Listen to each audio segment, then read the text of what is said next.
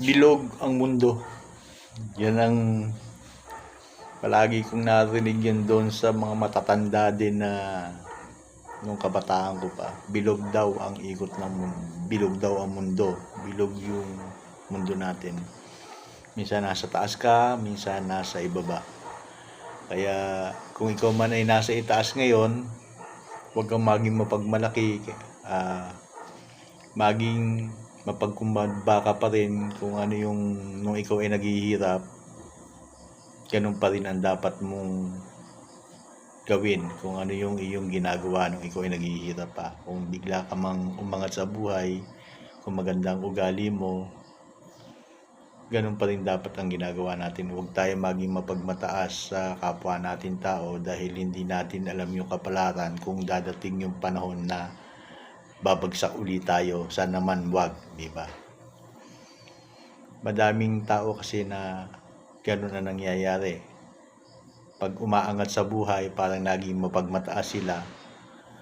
Parang hindi na nila nakikita yung mga dati nilang mga kakilala na mga may hirap.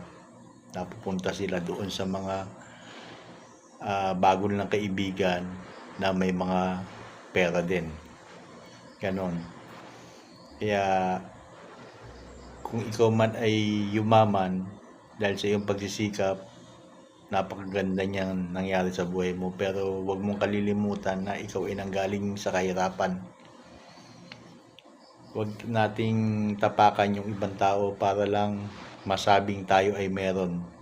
Ganun pa rin tayo. Ang lahat ng lumilipad ay bumababa rin sa lupa. Kahit na gaano katayog ang puno, meron niyang mga dahon na nalalaglag pa rin sa lupa. Kaya wag po tayong masyadong mapagmataas sa kapwa natin tao at wag po natin silang tatapakan. Ang sabi pa nga nila, may karma.